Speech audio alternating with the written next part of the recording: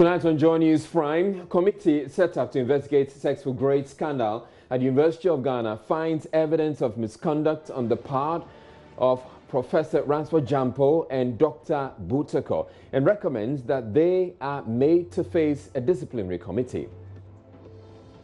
Defense lawyers in trial of 10 suspected coup plotters criticize state prosecutors, they say, are unduly delaying the trial. Let's come here to mark register and see, because the concept of automatic remand, you come, they just remand you. Whether the facts links the people or not, that is what. And that's the situation we found. Trotro driver and mate convicted for assaulting police officer spared jail term after their fine was paid by the Ghana Private Road Transport Union. We are not satisfied with the outcome of the ruling. So what we will do is to apply for a copy of the judgment, we'll study it and then advise ourselves. I'm Israel Lyon. Joy News Prime comes to you live from the Joy News studio. Akoko Blimley here, and a crowd digital address GA0992539. Stay tuned in.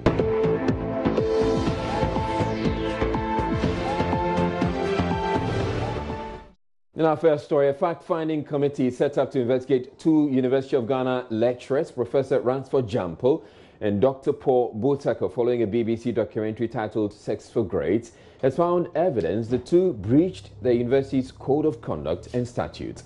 It has therefore recommended that they be made to face the university's disciplinary committee. The statement reads, a fact-finding committee set up to investigate two University of Ghana lecturers, Professor Ransford Jampo and Dr. Paul Butako, following a BBC documentary titled Sex for Grades, has found prima facie evidence of breaches of the university's code of conduct and statutes as amended, and has recommended that the matter be brought before the university's disciplinary committee. The committee, chaired by Justice Vida Akoto Bamfo, a retired Supreme Court judge, noted in its report to the Vice-Chancellor that there is prima facie evidence of misconduct against Professor Jampo and Dr. Butako, contrary to paragraph 6.4 of the Code of Conduct for Academic Staff of the University of Ghana, which stipulates that academic staff shall at all times comport themselves in ways that will enhance their image and that of the university. The committee further found prima facie evidence of misconduct. The committee further found prima facie evidence of misconduct contrary to Statute 42(1) EII of the University of Ghana statutes, which states that no member of the university shall engage in a course of vexatious conduct that is directed at one or more specific individuals and that is known to be unwelcome. The Vice-Chancellor has accepted the committee's findings and forwarded the report to the disciplinary committee for senior members, the appropriate adjudicatory body for immediate action.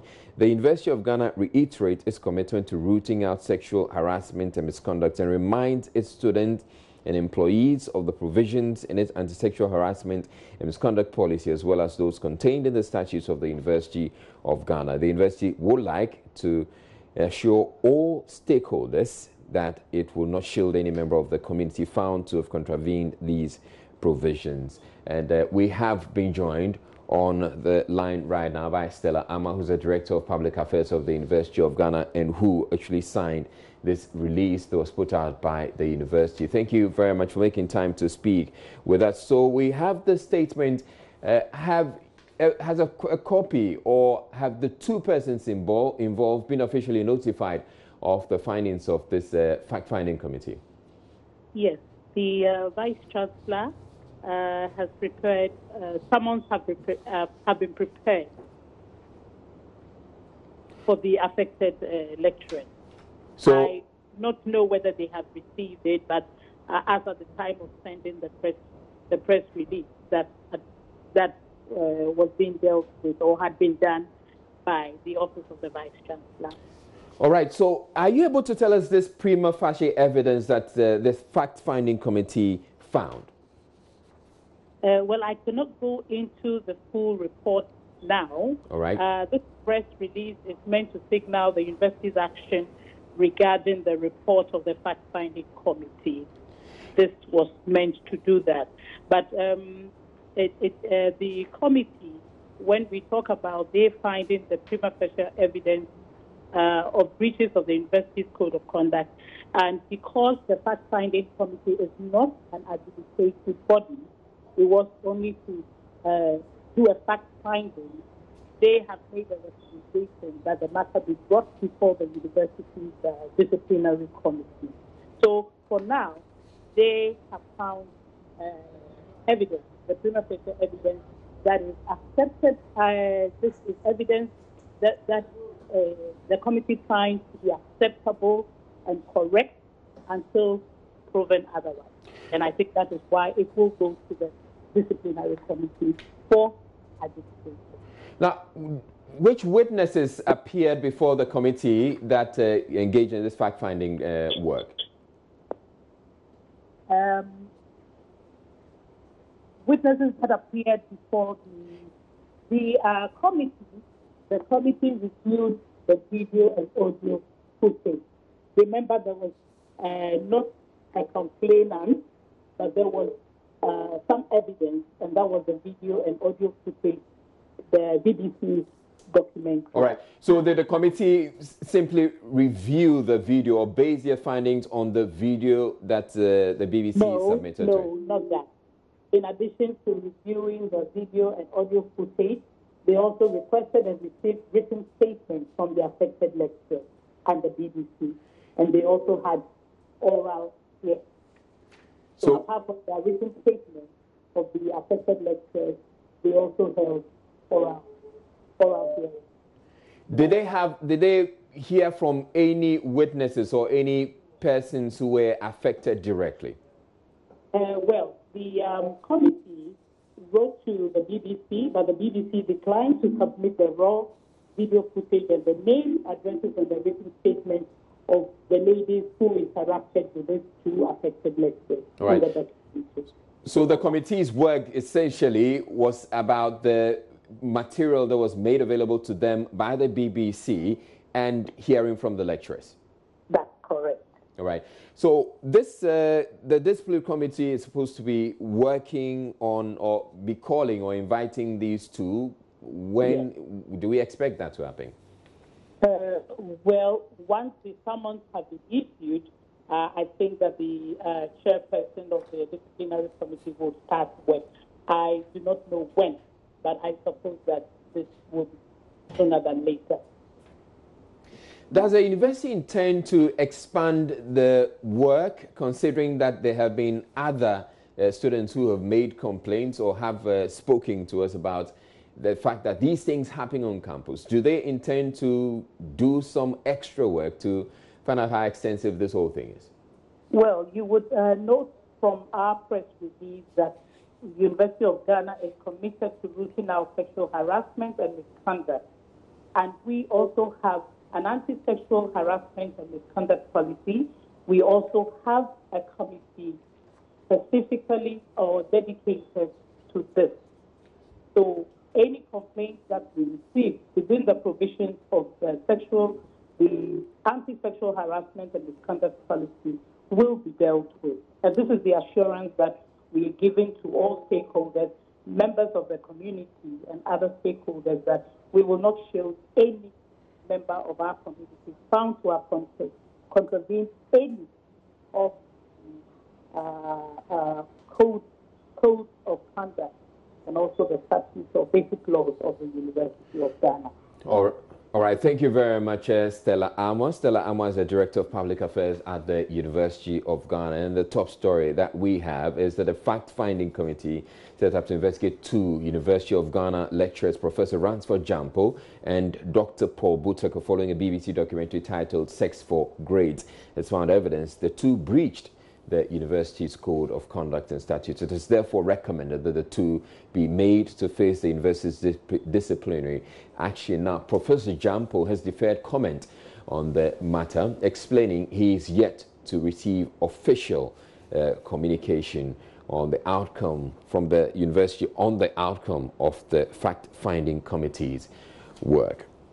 Moving on, defense lawyers in the trial of 10 coup suspects have criticized state prosecutors for delaying the trial, While Martin Kpebu said the prosecutors only come to court to mark registers, Victor Adaudu said the prosecutors are gaining notoriety for always asking that accused persons be remanded pending the conclusion of investigations. The state on Wednesday merged its case against the 10, including top cop ATP Dr. Ben Agojo, as the Kaneshie District Court remanded them into the custody of the police and military. Court correspondent Joseph Akable reports. The defense lawyers had earlier demanded that clear timelines be imposed on when prosecutors must conclude investigations to enable trial commence. The issue came up once again on Wednesday as state prosecutors requested for more time to continue with investigations. Defense lawyer Victor Adaudu is unhappy. We are still saying that what they ought to do and they must be doing, they are not doing it. That's why my colleague was saying that we just come here to mark register and say, because the concept of automatic remand, you come, they just remand you. Whether the facts links the people or not, that is what. And that's the situation we found ourselves. But I have been saying every time, human rights and good governance are attributes of democracy. And you see, if they actually want to prevent or protect the security of this state, a case like this, a high profile, there should be a speedy trial to endanger public confidence so that rumor mongering and the rest stops. The court must also educate the public and even commentators what the court is doing, what is the position of the law. Because if we don't do it, like, people will lose trust and confidence in the courts. And I think it's a duty for all of us that we put our trust in the courts and make sure that the court will do what is needful. I can tell you that they won't do it. Let 4th December come and we'll see. They said they are doing investigation. The new facts they brought, they've added, have you seen any new set of facts coming from the investigation? Till date, they've not gone to, there's no investigation that they've invited any of the accused people, asking them questions again, or going to their houses.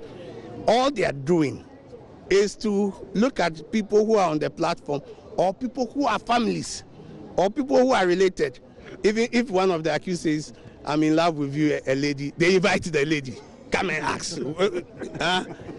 If they find a name on the phone, then they say, come to BNI. It's like a joke. Another defense lawyer, Martin Kpebu, slammed prosecutors, saying they only come to court to mark registers. He said the state had been investigating the matter for 15 months, a period sufficient for elephants to have offspring. He made these comments after the court had turned down his request for ACP Agojo to be discharged as state prosecutors merged the case against him with that of 9 others.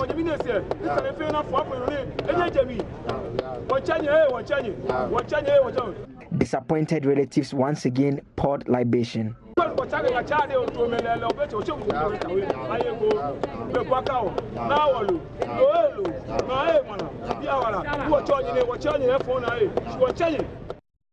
is made found guilty by the Wager Circuit Court for assaulting a police constable in the line of duty have been spared jail time.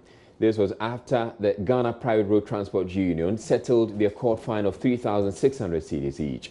The 3,600 cedis. The two would have served a 1-year jail term each if the fine had not been paid. Francis Wabing and Albert Anda were captured in a viral video in a brawl with the police constable Julius Mauli Ekpe at Malam Junction earlier this year. PSA Nanaya Saf Watson Court in his report is read to you. The heavy blows landed a driver and his mate into trouble. They were held before the Wager Circuit Court for assaulting a police constable. They pleaded not guilty to charges leveled against them, insisting the police officer assaulted them first. After 8 months of trial, the presiding judge, Justice Bernard Benchel, found Francis Boabing, 26, and Albert Ansa, 33, guilty of assaulting a police officer in line of duty. They were fined 1,800 cedis each or serve a 1-year jail term. Lawyer Cynthia Nimwampedu is lead counsel for the accused. Self-defense, which is what we pleaded, is not available to the accused persons, and so they were convicted. After that, what we did was to try to plead for leniency so that, we don't get a harsh punishment. So we did that. The courts, of course, graciously was lenient and then sentenced them to a fine. They are supposed to pay a fine of 450 penalty units, otherwise suffer a term of imprisonment. Honestly, we are not satisfied with the outcome of the ruling.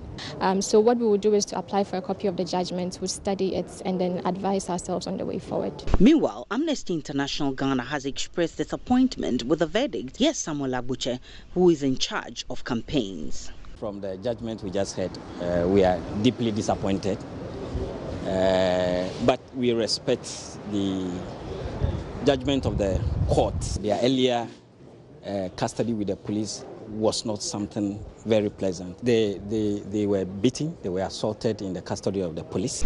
Ghana Private Road Transport Union came to the rescue and settled the fine, making it possible for the two to walk home free. It is our responsibility to continue educating our drivers. Yes, of course, we are not saying any driver should fight a uniformed personnel. But as human beings that they are, they will never hesitate to defend their rights.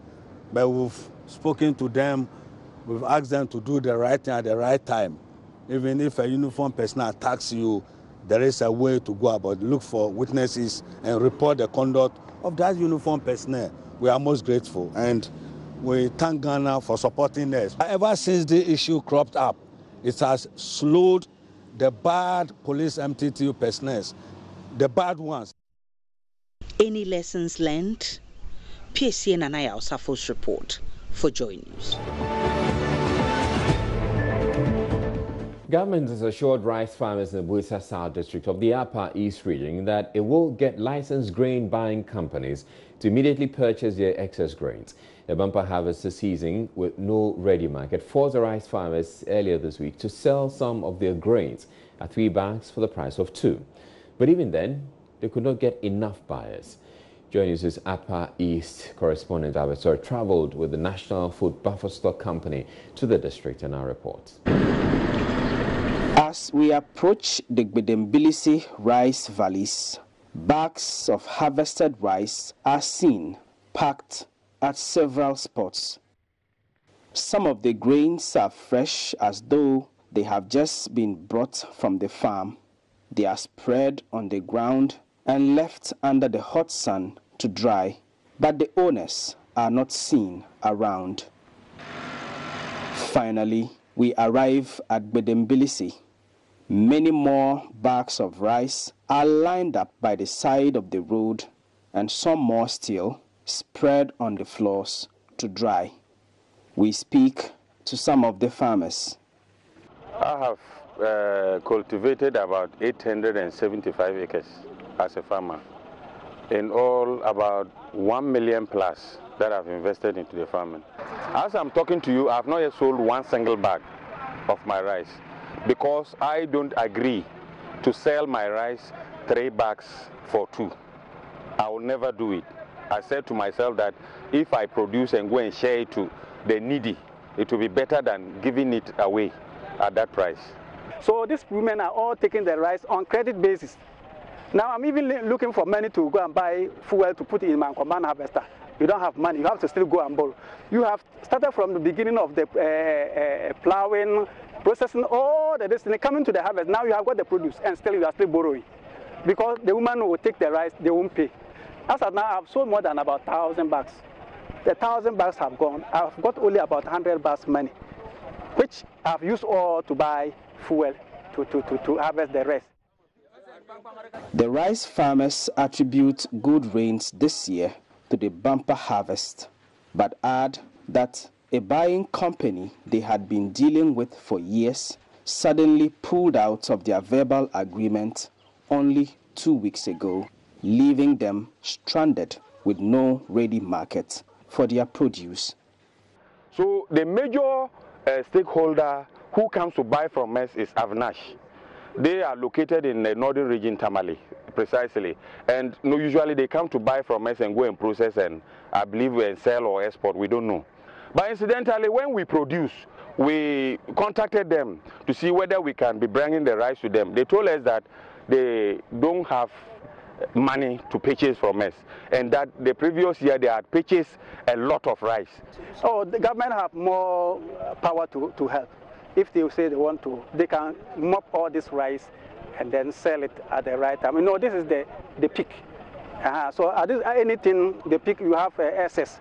But when government is able to buy this rice and keep for some time, these women we are talking who are buying on credit, even will come back and say they will bring their money.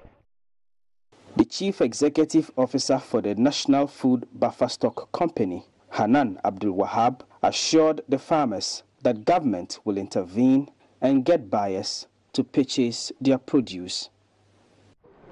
We have realized that for over the years they have been relying on just one major off-taker.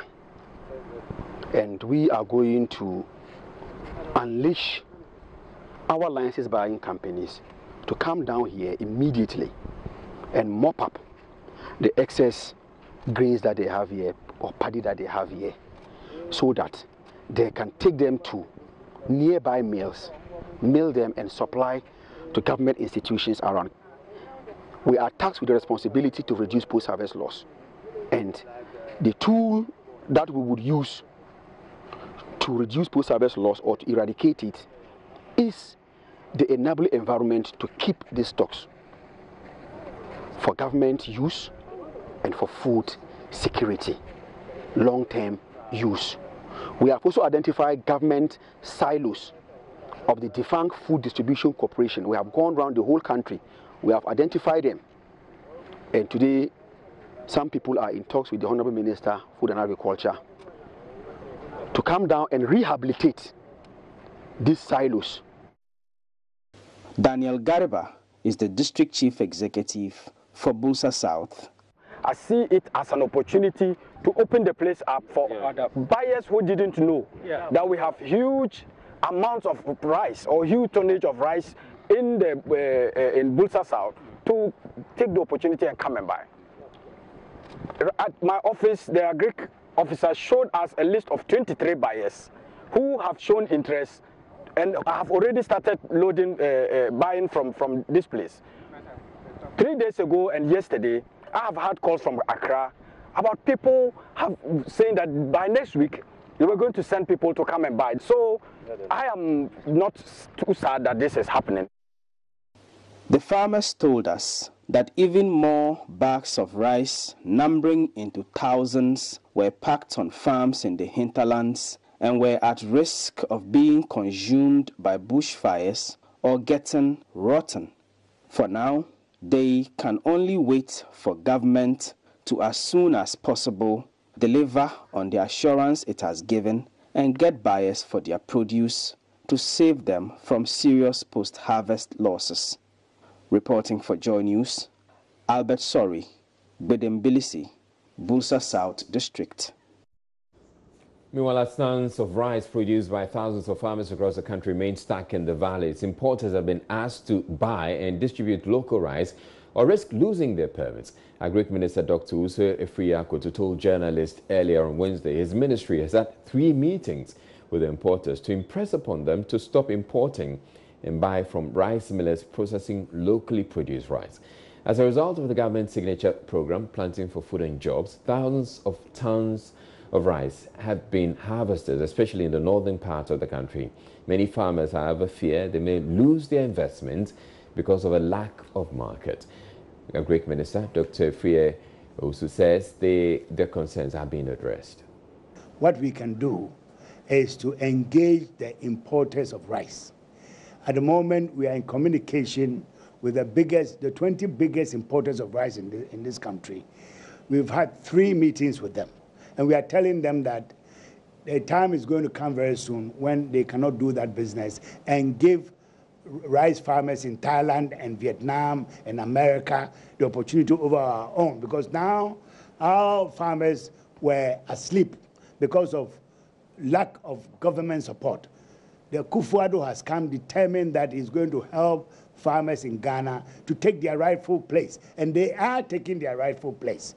And therefore, if you want to import rice into this country, it means that you are taking away bread from the mouth of the Ghanaian farmer and giving it to Thailand. And they understand that. And we said, we are a party for the private sector. We are not here to destroy your business. But we are saying that over 2 years, 3 years, let's work on an arrangement where you buy from local millers. And they understand that. I mean, initially they were very scared. You know that in this country, any primary food that you import, I, the Minister for Food and Agriculture, have to give a permit. Even before you go to the bank to seek your finance, you have to come here to apply for a permit for rice, for chicken, for whatever food that you want to import. That regulation has been ignored because there was no alternative. In this country, agriculture was dead. Under the NDC, rate of growth, annual rate of growth for agriculture declined from 7.8 that they inherited from Kufuor. By the time they left, it was only 2.9%. So obviously, imports had to come in to fill the gap. But we are saying that now we are helping the farmers. Farmers are producing. So it will come a time that you cannot import. So we are in dialogue with them. Now there's an understanding, and we even actually have directed them to Avnash. I called one of them who came to my office to ask for the permit. I said, no, I cannot give the permit now because my farmers have rights. One of Ghana's cleanest hospitals, where patients claim the environment alone can heal hospitals, are supposed to be places to get health care. Unfortunately, many of these healthcare centers tend to be places where you can pick dangerous infections as a result of factors including poor sanitation. But there's a hospital in the Volta region town of Ho, considered one of the cleanest in Ghana. There's a Ho Teaching Hospital, which continues to win the administration of patrons. Volta region correspondent Fred Kwame Asare has been touring the facility and has come through with this report. A serene environment greets you right from the entrance of the 200-bed facility, 7, the Volta region. It was commissioned by former President Jerry John Rawlings in December 2000 as the Volta Regional Hospital. The facility, nicknamed Trafalgar, was recommissioned as the Ho Teaching Hospital in 2018 to serve as a practical center for medical students. Its establishment rejuvenated healthcare delivery in the area, serving as referral facility to hundreds of health centers. About 400 clients visit the facility, which generates about 9,000 tons of solid waste daily. Due to this, management has adopted what it calls the preventive maintenance model to ensure a hygienic environment for safe health delivery. Solomon Jameshi is the estate manager for the facility. At the hospital, we have a maintenance schedule for all what we do in this hospital, right from the cleanliness of the hospital, the sweeping from the grounds up to the ward for preventive maintenance. So we have a preventive maintenance schedule for what we do at the hospital here, and we follow it. A sanitation team of 69 personnel are obliged to maintain a hygienic environment at the hospital where proper waste disposal is practiced. Labeled bins are situated at vantage points to collect infectious waste separately from general waste. Infectious waste is incinerated, while the general waste is disposed of with the assistance of a private company. We have the internal storage, both for the general waste and the infectious waste. So they store it internally, temporarily, and when it's 3/4 full, then they now send it for the external storage. So with the external storage, they have both the yellow container for the infectious waste and the black one. And sometimes we have the blue ones. They are all for general waste. And they send the waste to the external storage. And from there, our workers, the devoted staff, they come early in the morning. One person will come and do all the collection from the external storage. And we have another bigger storage at the incinerator site, which serves like a transfer station for the waste storage. So we separate them. The yellow ones will be separated from the black ones. The black ones are the infectious ones.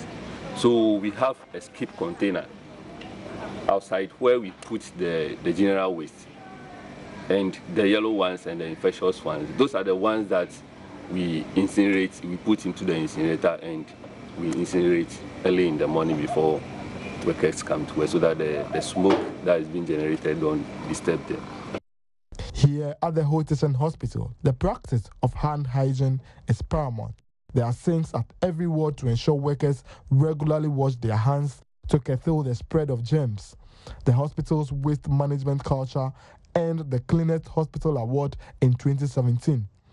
This feat was achieved through the support of the nursing staff. However, the nurse in charge of the emergency ward, Seyo Amfiaka, laments staff ditching their ultimate duties to engage in cleanup impedes their healthcare delivery. The main issue is with the human resource. We're having a big challenge with our orderlies. We don't have enough orderlies in the ward. So there are instances where even the nurses have to even do the cleaning. So that's the main challenge here.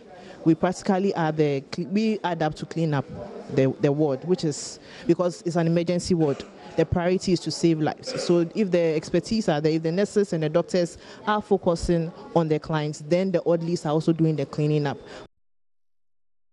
With a serene environment, patients are always happy to be here to seek health care. As you can see behind me, there are trees around, so that in the afternoon you have a very cool environment to relax. Their lawns are neatly mowed, the flowers are well taken care of. So I think when it comes to the environment is clean. It depicts a hospital environment. Oh yeah, they keep the place nice, the environment, everything is neat over here.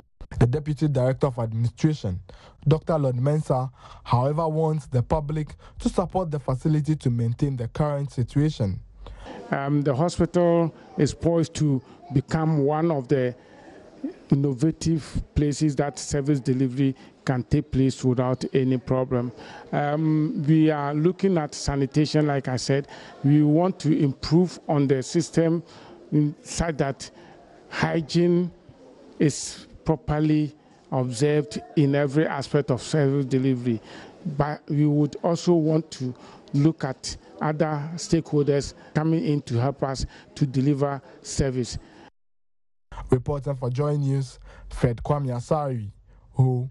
Now, prospective pilgrims from Ghana planning to embark on the 2020 Hajj would not have to worry about increment in visa charges to Saudi Arabia. The Hajj Board Chairman, Sheikh I.C. Quay, has assured government will absorb the new increment. Saudi authorities have increased visa charges for the 2020 pilgrim by $80. There is more in the following report.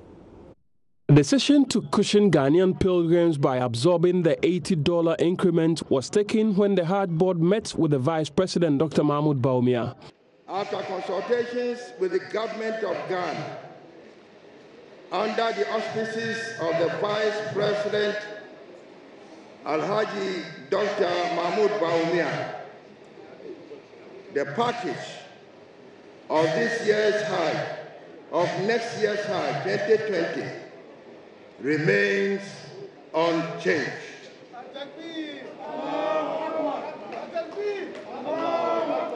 Remains unchanged as last year's, and the package is 19,000 forward. Remain the same, no change.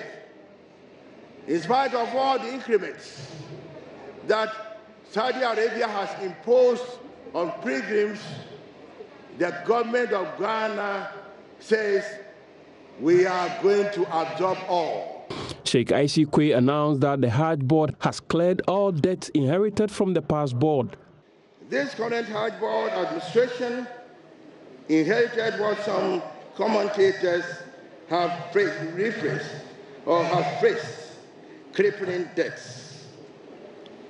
To compound the financial challenges that we met on assumption of office was the issue of stranded pilgrims from Hajj 2016. These stranded pilgrims totaled 452 in number. In 2016, these persons had fully paid to go to Hajj, but had not been duly processed by the previous Hajj administration. Chairman of the board also announced that the Saudi officials awarded Ghana a top prize for emerging as one of the leading countries that organized the best Hajj in 2019. So that's it for the bulletin. I'm Israel Live. You have a good night.